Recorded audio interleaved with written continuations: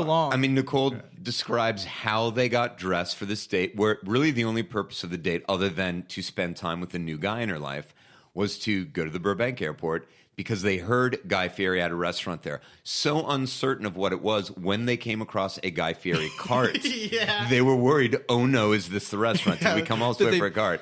Port to the date. Right. But she describes that, well, this is how they dressed up for the date. So I wore 2 flame shirts, leopard print leggings, a leopard print headband, flame shoes, 1 flame sock, and 1 polka dot sock. Oh my God. He wore a flame shirt, some weird cutoffs, and a cowboy hat. We giggled the whole way there. And then I was like, let's valet the car because let's be a little fancy. Absolutely. So yeah, you can valet at the Burbank airport. The valet didn't blink twice at our outfits. Turns out they ended up going to the wrong terminal. So they had security concerns. They wouldn't be able to get in the right terminal. Now it ended up being a security concern for all of us that security didn't seem to care, and TSA just passed them on to the next terminal. If you are walking into a airport of any size and you're dressed like Guy Fieri, I have no concerns about you. Right. I know you love America. I know that you love what America stands for. 100%, because right. Guy Fieri is America in a lot of ways. Yeah. And so I have no problem with it whatsoever if you're dressed like Guy Fieri. And TSA is going to let you pass. It's fine. I think odds are, if I ever see someone who isn't me tackling a potential terrorist, I have always assumed they would look exactly like Guy Fieri. Right? They'd be yelling, America, as they tackle them. Wraparound flame shades, frosted tips. Not America.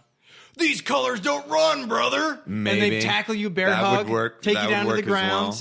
Because they're wearing American flag cargo shorts, Sure. shirt, vest, tactile vest. Right. Where they got a penknife, they got a flashlight. Well, they also have the word America already shaved into the back of the head, so they don't need to yell that. So they do have this crazy date whose sole purpose is to look ridiculous, dress in a Fieri-esque way, so to speak, and go and have fun doing this one wacky thing. Have either of you had a crazy date? The goal, not a date that turned out to be crazy because the chick pulled a knife on you or something, but that you went, we're going to do this really silly thing and see how it turns out. For me, no, not that comes to mind. Maybe Doug, a day or I'm two surprised. from now. Maybe a day or two from now. Sure. Like, oh yeah, there was that one time. But no, Candy will get mad at you on the drive home. Be like, Doug, why didn't you bring this up? I mean, Candy did once for my birthday, so technically a date, get me to the gate at Magic Mountain without me realizing we were going to Magic Mountain. Okay. Yeah. I actually thought I was going to help you because your car broke down, was the story she told me. Okay. Got me from Woodland Hills to Magic Mountain, and we spent the day at Magic Mountain. Wait a minute. Was that why you guys never showed up to help me with my... You guys, I had a terrible day. I ended up getting mugged. Okay, John, you've never been We're going mugged. to talk about this. No, I've never been mugged. I pray to get mugged just so I can get in a tussle with some fool. Yeah. What about you? I have attempted many times, and Maria can attest to this, to take Maria on surprise dates, and she has always questioned me on what we're doing and why we're doing it, Right. and where we're going. As she should. And She sounds like a real killjoy, to she be honest with you. constantly figures out what I'm trying to do, because I eventually have to go, no, babe, I'm taking you on a date. Stop asking questions so I can just take you on the date. Yeah. Because That she'll sounds always like fun. Maria, care to comment?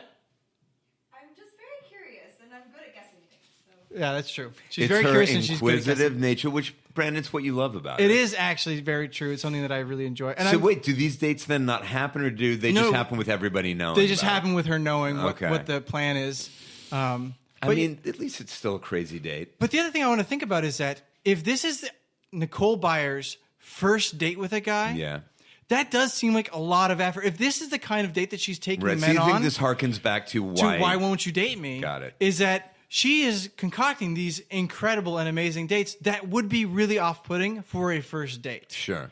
And I understand that these guys are going along with it, but to some degree, you're like, I don't know if I can live up. I don't know if I can live along this racetrack pace that she's keeping. And the other thing is she travels a lot. She does a lot of comedy dates. yeah. She does stand up. She and does. She travels does university all over. tours. Yeah.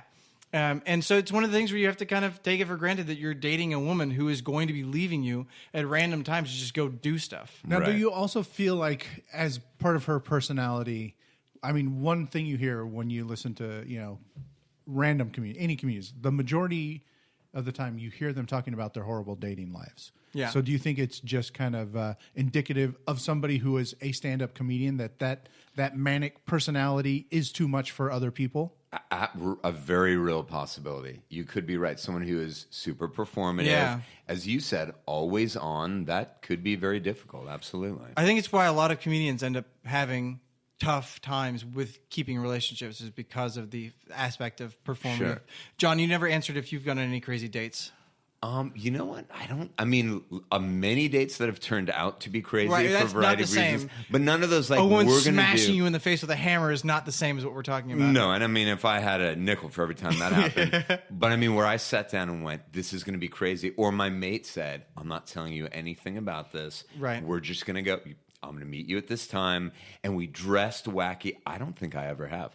Now, hearing it, did either of you want to when you heard about it? Like, why don't I do something like that? I constantly want to. No, I just that's have true. a very inquisitive and Oh, curious right. wife. But your lovely wife ruins it for you every time. I forgot about that. You know, the funny thing, I must be like the complete opposite of Maria in that way because, of course, the way I'm thinking now, the many times that Candy has surprised me with things like getting me to a tattoo parlor for a tattoo and literally standing outside of the tattoo parlor, not realizing that's where we're going. Oh, that's pretty cool. Yeah, no, That's she's great. great at it. I'm not good at it, so I Right. don't know that I've had any great surprises for her as far as the date stuff. And honestly, I feel like it would be that thing with Maria. I don't know that I could surprise Candy. I would have to say to her, "I'm planning a surprise. You Right. can't ask me any questions." And that's 'cause what we have otherwise to- she would know. I have She to would just default figure to it out. that. That's exactly what happens. Is I have to say to Maria, "You're not allowed to ask questions. I'm taking you to a place. Just go along with it." And she does because she's game for that stuff. Well, it's Right. going to be an Yeah, awkward conversation whenever you do have it.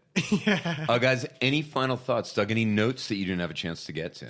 I have a bunch of notes regarding our show and some follow-up wraparound stuff, but about why you won't date me. Why won't you date Why me? won't you date me? That one's good too. Yeah, they're both That one's good. They're both And great. Nicole, again, like I said, I have no problem recommending this podcast to other people. I thought it was very good. Not necessarily my thing, but you know, it was actually, you know, I got to say, coming into it, I'm glad that this was assigned to us by Maria because at least it was more enjoyable than some other things I've listened to. Sure. Right.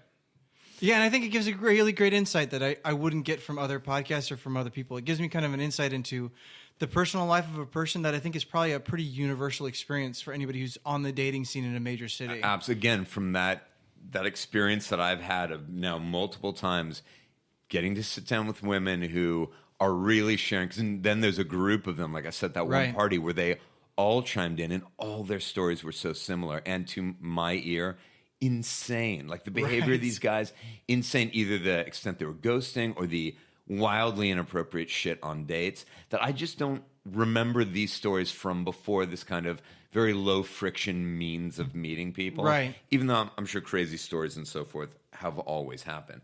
What do you think of the podcast? Yeah, my final thoughts on this. The show has become, at least in part, as mentioned earlier, an interview show. Right.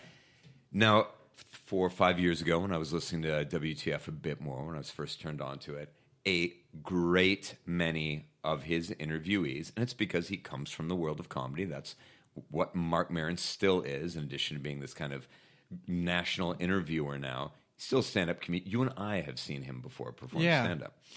I got tired after a while of hearing stories about coming up through UCB, coming up through IO, coming Sure. up through Second City, trying to get into SNL and failing, getting into SNL. Even though everyone has their own story, I know it's important to them. Every now and then there'd be something really, Will Ferrell consistently taking a briefcase full of fake money in to meet Lorne Michaels, thinking it would be hilarious to bribe him with fake money, but never having the balls to actually do it. Okay. So then being terrified that now Lauren thinks he's a weird guy who just keeps Carries a bringing a briefcase briefcase, around. right? And eventually giving it to his secretary and going, I was going to open this up because I thought it would be fun. And explain the whole joke to her and go, if you could explain that to him, and then just leaving the briefcase with her. Right. Okay, story of coming up through SNL, but that was really funny. Right. Pete Holmes with You Made It Weird. The exact same kinds of people, because again, they're interviewing the folks they know from the world of comedy. Right. And I started hearing a lot of the same stories with both Fran Gillespie and with Justin Noble, you get these very similar stories coming up again. What it's like to be a performance major in college or high school. Right. And coming up through sketch comedy. And I found myself really bored with that, even though there were elements of their conversations I really enjoyed. I am concerned Nicole's an alcoholic. Because 8 glasses of vodka and then 2 glasses of champagne, 8 fucking servings of vodka Nicole on a drinks plane. So much. That's a bit now, of course, we have very specific definitions of what an alcoholic is. But I'll just say, in my car hearing that, I'm like, oh no, I'm very concerned. She talks about how she smuggles entire wine bottles into movies so she can drink entire I've heard bottles her of say wine. That, and when I heard her say that on another podcast, I'm like, yikes. that is a ton of alcohol. Wow. Yeah. So beyond that, the interview portions I didn't love because I feel I've actually stopped listening to other shows. Okay, interesting. Because I didn't want to hear about that stuff anymore. The idea of her in early episodes, having her guests help her make her profiles better. Yeah. I love that idea. And both of these episodes involved her I thought very honestly. I mean, kind of she dropped any pretense of real, elbow you in the ribs comedy. It was, this is what someone has said to me. What do I say back? I was completely engaged with that. Right. My favorite elements of each of these episodes were when she did open up her chats and direct messages on her various apps. Right. And these people were commenting on what they thought it meant. I loved those. I wish that was a lot more of the show. And it started out that way, and it is over time, it seems, reduced some where they'd spend a lot more time talking about these people that she's bringing on and their experience. Because again, it's a world I'm totally not familiar with. I mean, I'm brushing my teeth listening to this the other day on my laptop, and I'm like pausing because I want to hear what did this guy say and what is she going to say back to him? And this is so weird. And I'm going, oh no, babe, do not date this guy again. This Yeah, exactly. Yeah. So I actually found that really engaging. And she is able to make it really funny still because she's a very funny Of person. course, She's able to make her guests, Justin Noble was very funny in what he was saying. Right. So that was my favorite portion. I would love to have heard more of that. Well, I think we've put as fine a point as possible as 3 heterosexual men can about this show in which a heterosexual female talks a great deal about her love and sex life. So we're bringing Maria back in. Maria, you brought us this podcast, and I think we're all grateful you did. What are your final thoughts on it? You've actually heard us talk. We've clearly been in the room. Tell us not just your final thoughts on the podcast. What do you think about our take on this and how Doug felt about it? Because this is making Doug listen to podcasts after all. I was very pleased with all of your thoughts. I feel like it was pretty balanced and your insights were valid. I completely understand why Doug does not want this to have a regular listen. It can be a bit much, but I'm glad that you could recommend it to some people. I wonder if Chloe would like it. But, my final thoughts. I just think Nicole's a very positive person. She's her body positivity. I feel like she's, kind of a good representative of for women of just being like, accept who you are. You don't have to impress anyone. And I think it's a good message. And even if it's shrouded in some things that I might not personally ever do, I want to adopt that at least. I think you're totally right. Even as, a listener who is a male, I thought it was really refreshing, again, how sex positive she is and how body image positive she is. Again, that one young lady who's like, oh, I hope this guy ignores me because he's too good looking for me. I know, and sad. I was very sad, and I loved Nicole's the perfect person to address that, and I thought Justin Noble did a great job too. So it's something for all of us to remember, that there are no leagues. Everybody likes something different. We're all beautiful in different ways. Indeed. Now, Maria, speaking of beauty, we often shed a little, we give a little bit more beauty back into the world every week with a quiz for Doug. But in addition to that burning desire Brandon and I both have to bring that kind of happiness and positivity in the world, we're also both profoundly lazy. So we didn't write a quiz this week, but you did.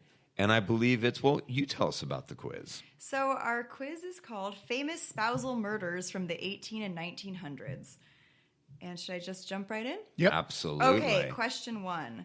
Between 1908... Maria, do we all get to play or just Doug? You can all play. Okay. Yay. I'm wondering if you'll notice a theme that I put throughout all of them. The questions I really like that my wife found a bunch of stories about spousal murder. I am very worried for you. I thought it was I'm not fitting. surprised. No, it's good. I like it. I like spooky things. Okay. You do. And so again, perfect melding of romance and how romance can go terribly, terribly wrong.